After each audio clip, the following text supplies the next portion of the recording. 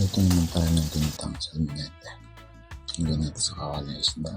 Hinggan natin ng bawang, sili, sibuyas, asin,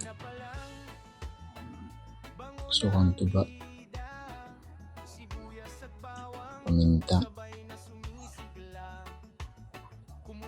tubig,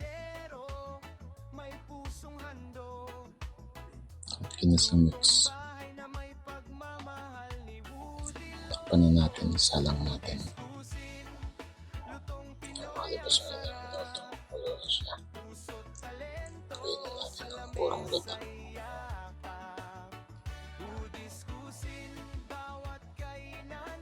Haluin na natin.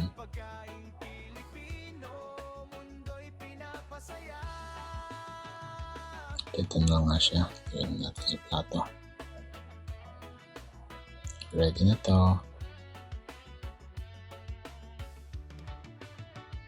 Adobong sinigang hanggang crispy lechon.